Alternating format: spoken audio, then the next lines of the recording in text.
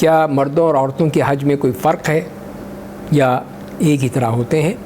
اس میں ایک بنیادی چیز آتی ہے، وہ جو خواتین کے بعض مسائل ہیں جو کہ ان کے لیے اللہ کی طرف سے ایک عذر کی شکل میں ہوتے ہیں۔ تو اس صورت میں جیسے عائشہ رضی اللہ تعالیٰ عنہ کے ساتھ ہوا تھا کہ جب وہ حج سے مدینے سے نکلی حج کے لیے تو ان کے ہاں ان کے ایام شروع ہو گئے، تو وہ اس پہ پریشان ہو گئی، رونے لگی۔ تو نبی کریم صلی اللہ علیہ وسلم نے ان سے یہی کہا کہ تم جو حجاج کرتے ہیں، حاجی کرتے ویسے ہی کرو گی، سوائے اس کے کہ تم مسجد الحرام میں خانہ کعبہ میں داخل نہیں ہوگی، طواف نہیں کرو گی اور ظاہر نماز بھی نہیں پڑھیں گی۔ تو اس طرح پھر ان کے حج کے تمام مناسک، اس کے علاوہ باقی سارے مناسک انہوں نے ادا کیے، اور جب وہ پاک ہو گئیں تو انہوں نے پھر طواف اور سعی کی اور بعد میں ایک عمرہ بھی کیا۔ تو یہ اس طرح ہم کہہ سکتے ہیں کہ اس معاملے میں فرق ہے کہ اگر ایسا معاملہ ہو، اگر کہیں ایسی کیفیت پیدا ہو جائے تو اس صورت میں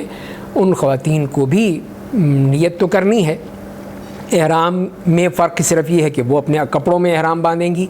مرد کی طرح کوئی چادریں نہیں پہنیں گی، تو وہ مرد کے لیے ہے وہ احرام کہ وہ 2 چادروں میں ہی وہ ملبوس ہوگا۔ خواتین اس معاملے میں اپنے اصل جو کپڑے ہیں انہی میں ہی حج کریں گی،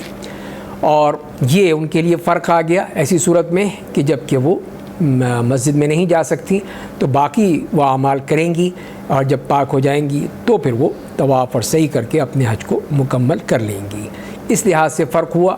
باقی جتنی بھی اعمال ہیں، چاہے وہ منی میں ہے، رہنے کا ہے، عرفات میں جانے کا ہے، نمازیں ادا کرنے کا ہے، تو وہ اور اس کے ساتھ ساتھ مزدلفہ میں پھر منی آ کر باقی سارے وہ اعمال اسی طرح ہوں گے۔ اور یہاں پہ ایک فرق یہ نظر آتا ہے ہمیں کہ وہ سر نہیں مڑائیں گی، خواتین سر نہیں مڑاتی، بلکہ اپنی جو بالوں کی ایک لٹ ہے اس میں سے صرف ایک پور کے برابر اس میں سے کاٹ لیں گی۔ اس طرح وہ پھر احرام کی تمام پابندیوں سے باہر نکل آئیں گی، اور ان کے لیے سر مڑانے کا حکم نہیں ہے، وہ صرف مردوں کے لیے ہے۔ تو لہذا اس سے یہ معلوم یہ ہوا کہ اکثر احکام تو مشترک ہیں جو مردوں عورتوں کے لیے ہیں، بعض احکام میں خواتین کے لیے فرق کیا گیا ہے، وہ جیسے میں نے عرض کیا۔